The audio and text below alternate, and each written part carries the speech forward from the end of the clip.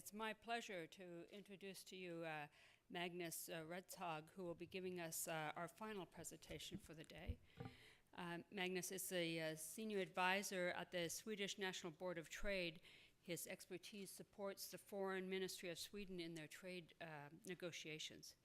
He has worked extensively on trade and in services and investment issues and is an acknowledged expert in this area. His work is divided into two parts: analyzing the current trade negotiations on the behalf of the Foreign Ministry and in conducting research on the development of trade in services.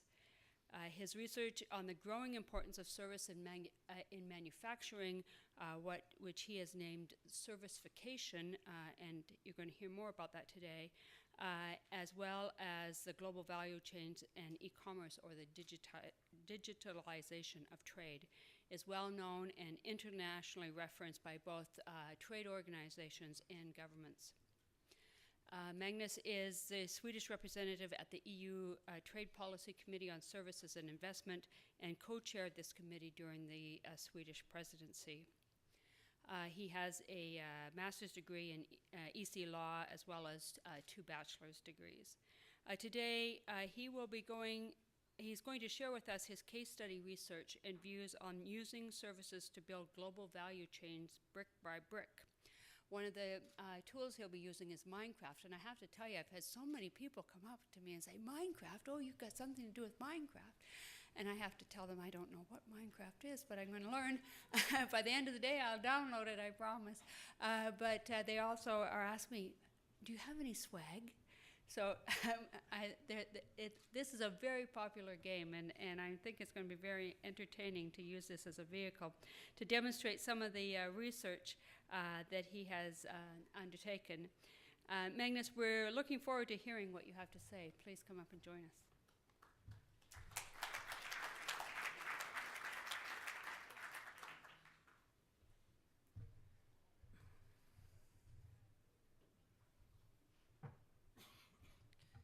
Thank you, Sherian, and I would like to thank the Coalition of Services Industry for inviting me to come here and talk today. I also thank everybody who's still in the room after this long day. I think people are dropping off, but I hope you stay during my presentation. Thank you. Where do I put? Please welcome my friend, the Creeper. In the video game Minecraft, the Creeper will come out at night and attack you if you haven't built shelter to protect yourself in. The Creeper is the result of a services global value chain, and today he will represent what I will speak about, and that's the growing importance of services for companies for productivity, production, trade, and global value chains. And I will also talk a little bit about trade policy in the end. So my name is Magnus Redshag. I work at the National Board of Trade, and as Shirley-Ann was talking about, we are an independent governmental organization. We are involved in the everyday negotiations of services, be it the TTIP, the TISA, the Canadian CETA agreement, Japanese agreement that's ongoing, or sometimes the WTO agreements. But at the same time, we do research about services or other trade issues.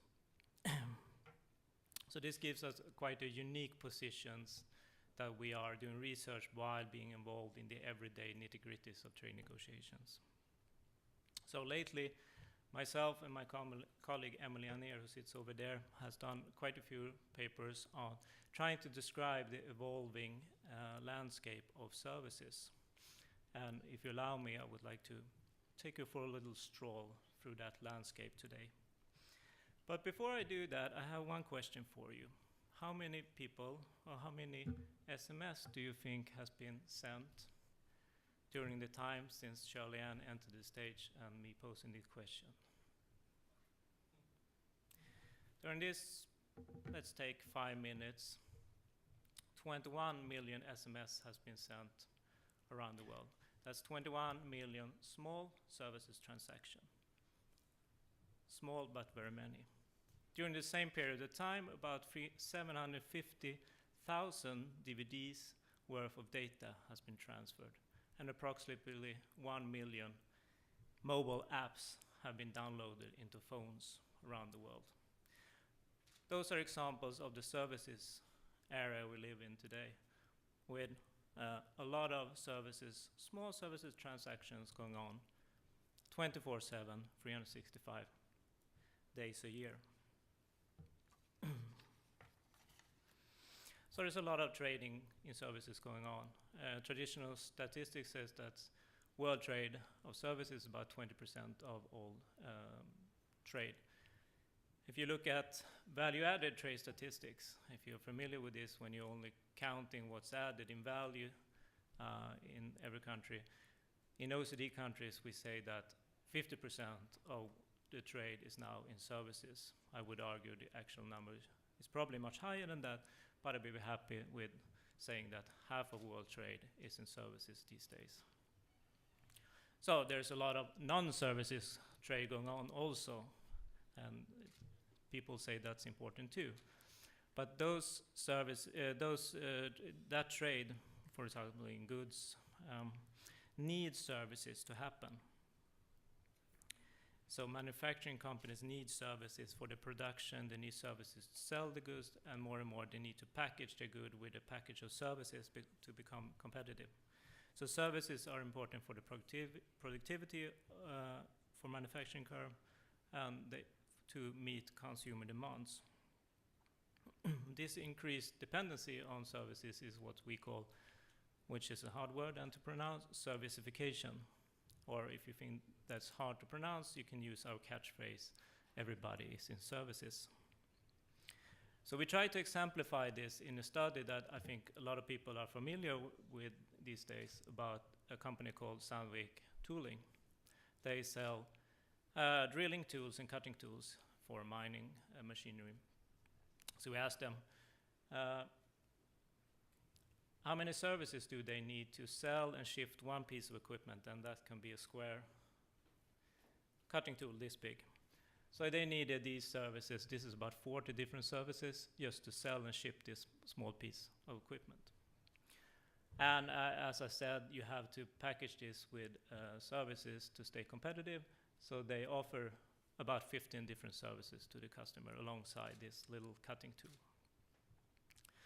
Now, these pictures have been quite publicized now. A lot of people use them for references and talk about showing how services and manufacturing is connected.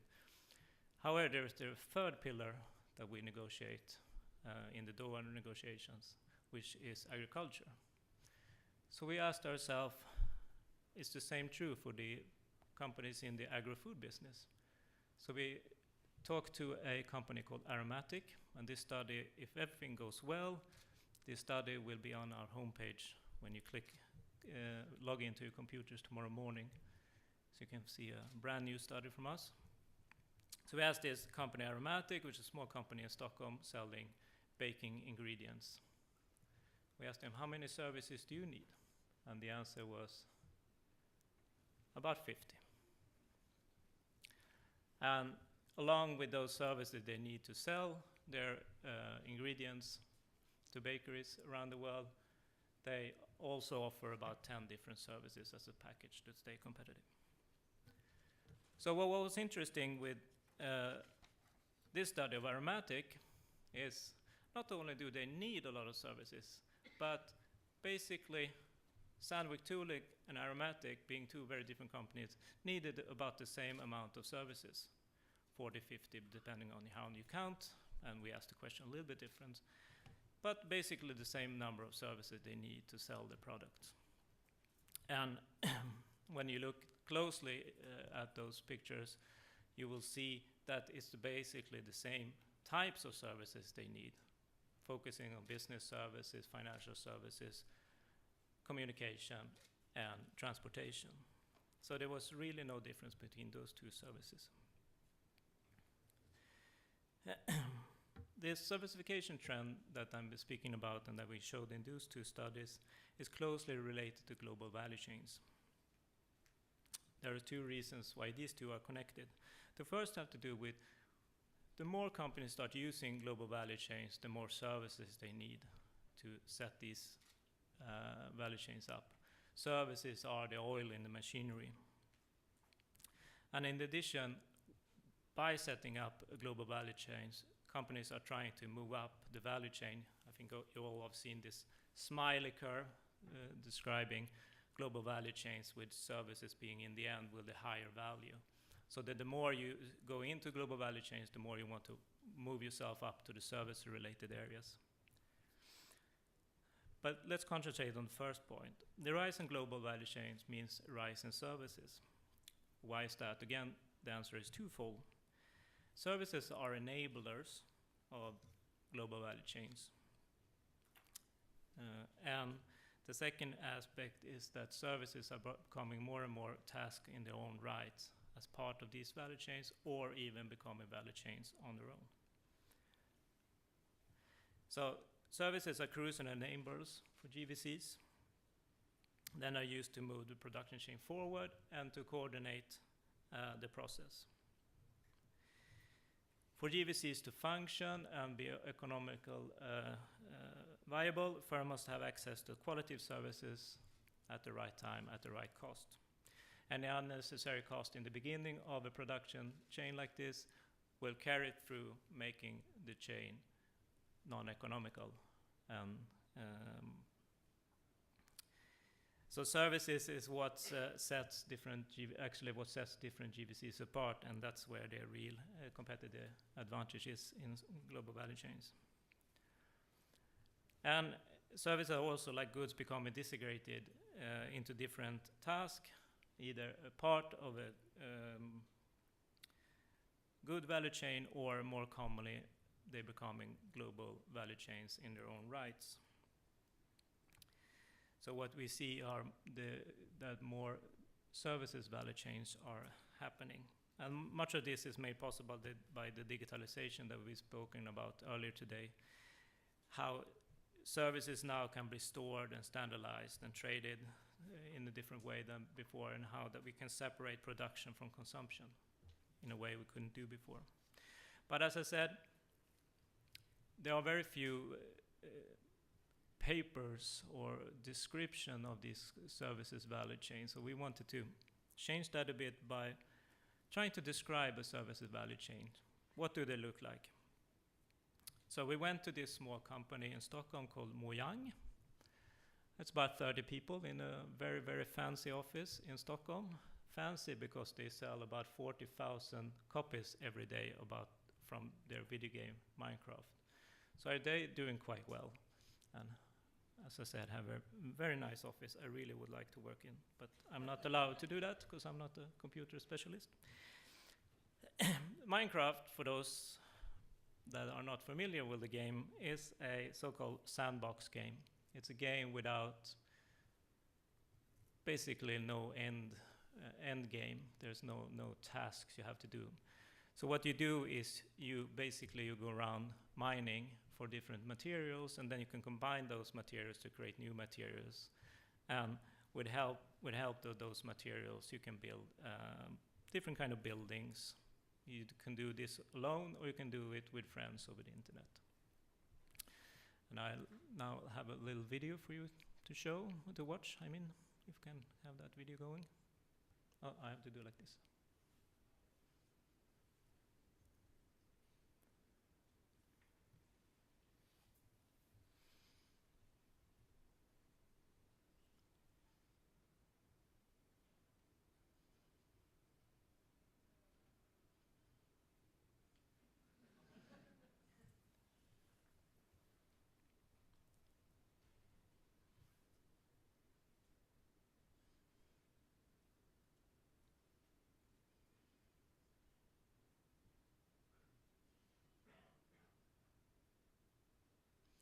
So those are just examples of what you can do in this video game. Build these enormous structures and houses and whatever you want to build. So there are two modes you can play in this game. Either you just build, so there are no rules, just go in there and build. Or there is another version called survival, where there are some tasks and monsters will come out at night and attack you if you don't build a house to live in. So this is the value chain then creating the game Minecraft. So we divided, that's hard for you in the middle here to see. There are copies of the study outside afterwards. I only have a few copies, but you can look through it if you want to, and you can download it from our homepage. So we divided the value chain in 5 stages, from innovation, production, marketing and branding, distribution, and consumption. And in the middle pillar column, you have the main tasks of the value chain, and then there are additional tasks on the right. And if you have good eyes and see a small asterisk, that task is fully or partially done outside Sweden, just to show the international dimension here. So first you have innovation and R&D, and there's a small arrow there indicating that this is a continuous development. You just don't produce the video game and you're happy. This is constantly evolving. Production after that with graphics and music. There's a box there stating that parts of this for the Xbox version is done outside Sweden and Scotland. Branding and marketing we have afterwards. Interesting enough, Mojang has never done any traditional marketing or brand building, or they are doing online and working with mouth-to-mouth advertising instead of, billboards or what have you. And then you have the distribution, fully digital. For at the time when we did the study, you can buy the game 4 ways, either through your Xbox, on Apple or Android, or for PC. Now there's different ways, but everything is fully digital. There are no physical copies of this game. So that changes how you do distribution. And finally, in the bottom, you have the consumption, which is very interesting because, as I said, brand building is very much about mouth-to-mouth. So the social network around this game is very important for Mojang. And they pick up a lot of ideas how to further the game, further develop the game, and constantly to develop the game. You see it's called live development in the video game industry, to where the usual users by comments and what they do on YouTube and so forth become more or less co-producers of the game. It's very common in the video game market, but of course you see that in the traditional industries also, companies using Facebook, for example, for communication and so forth. But it's a very strong and important part of the video game industry. So that's the value chain. As I said, Mojang is a small company, 30 people in Stockholm, in a very niche product. And when you hear that, you might think that it's a very, well, everything is done nicely there. But actually, it turned out that 10 countries are involved in this value chain. Most companies that outside Mojang that are involved in company are from the United States. For example, they use Amazon for their PC deliveries, for example. And then they have programmers in Germany. The sound in the game is done by a guy in Germany and so forth. So this small company, the simple service of a video game actually involved at least 10 countries in the value chain.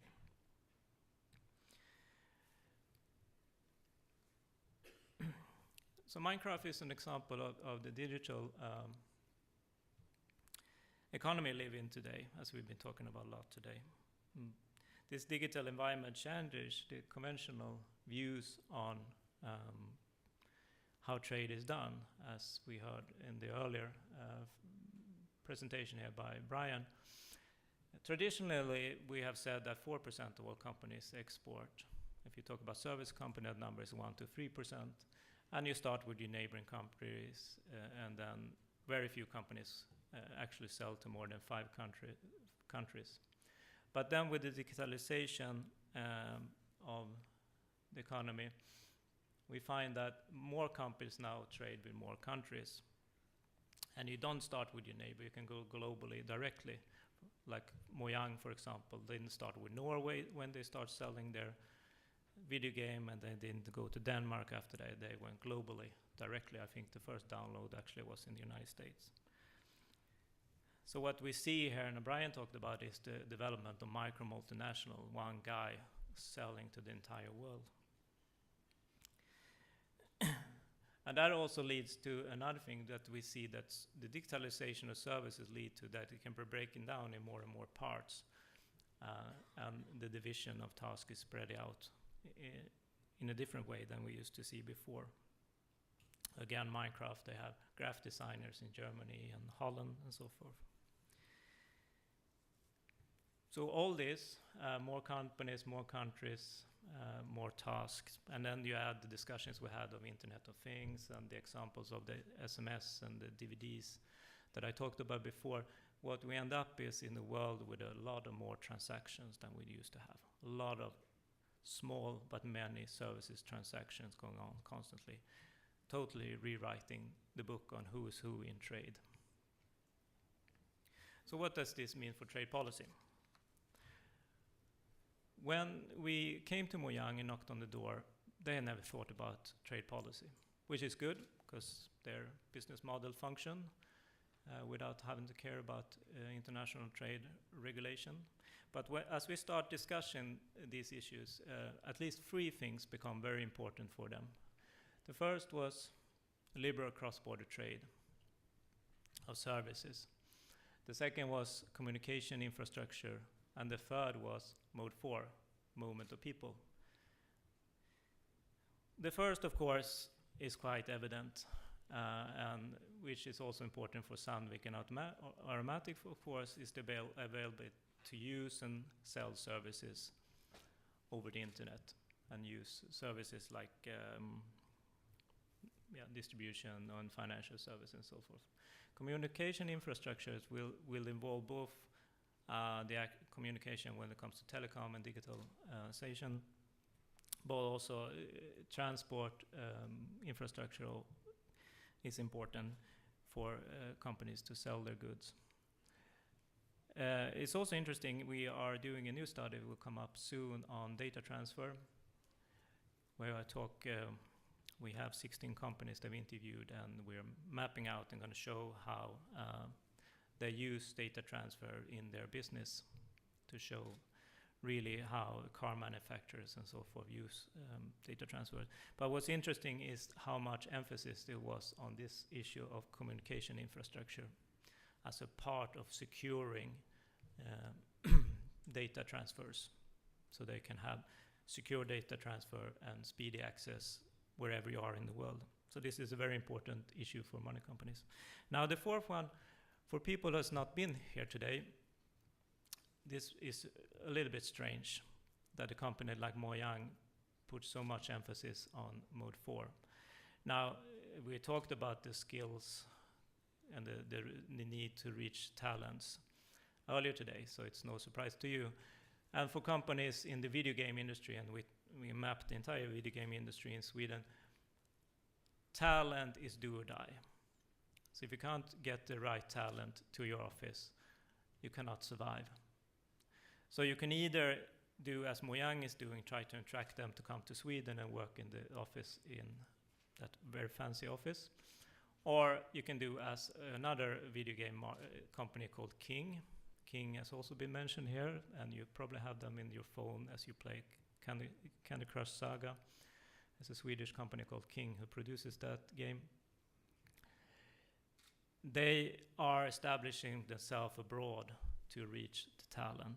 But for both of them, Mode 4 is essential. And we're not talking about the classical, what we negotiate in the negotiations about market access. What we're talking about is second generation problems. It's about visa procedures and work permits and the unpredictability of those procedures that are really a big problem for companies. King said this.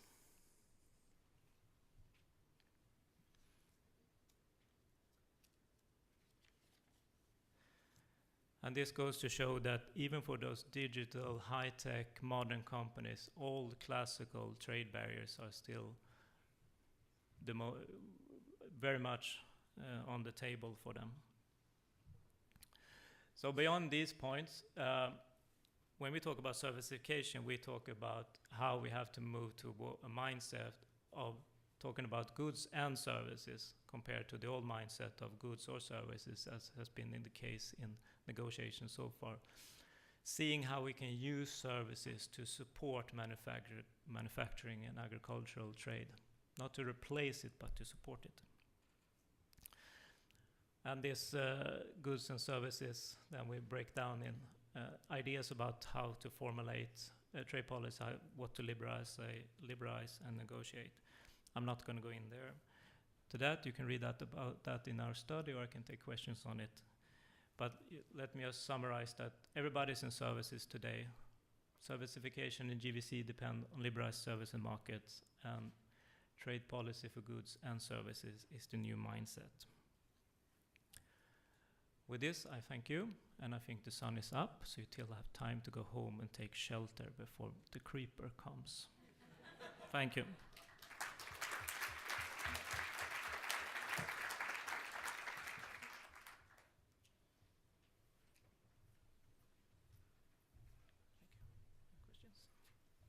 Actually, we do have some time for questions, so why don't we go there? Bob?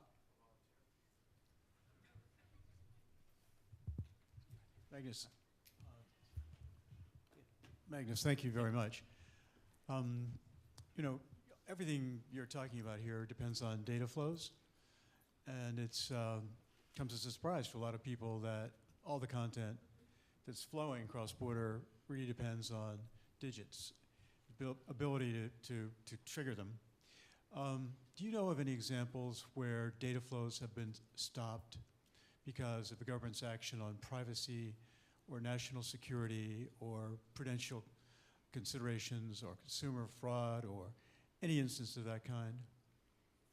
And secondly, about how do we count what's going on in your world?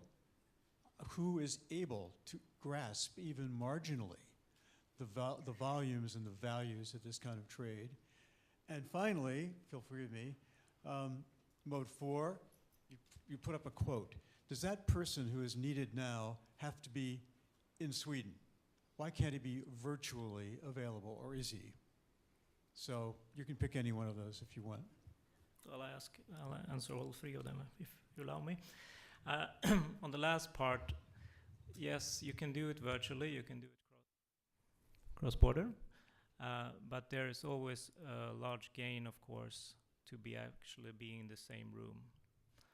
So the companies, like I said, either try to attract them to you, or they set up offices in the country, because it's much more interesting. I could do this over video, of course, do my presentation, but it's much more of an interaction doing it like this. So I think there's a long time in the future before working at home will replace working at an office. Secondly, on the question of measuring, I have no idea. I've tried to post this to our statistics experts at home, and they say one problem is that there's, at least in Sweden, there's a limitation on measuring. So you don't measure. If it's below a certain threshold on value, we don't put it in the statistics. So if you think, for example, of what's the value of an SMS, first of all, how do you measure it? Second, it's too small to come into the statistics.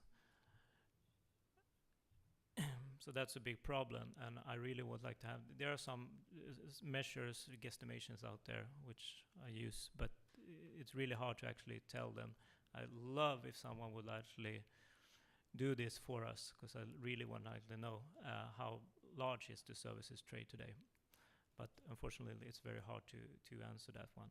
On the first question, do I have any examples of these problems? Yes, I do. We will exemplify this in our study coming up. Now, I'm not going to give you. What I can say is, for how what we're trying to do in that study is to show how privacy regulation or data protection regulation affects business, how it affects trade, how it affects innovation, and administrative costs.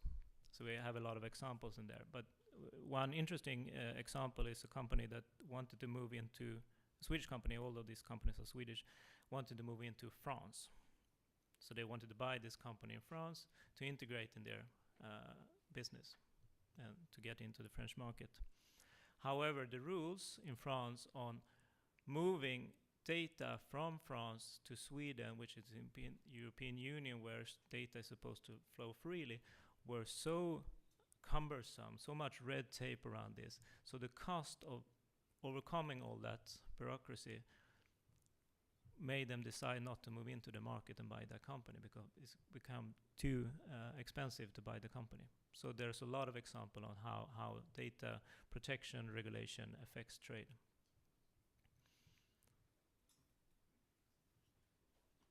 More questions, or should I leave to Peter?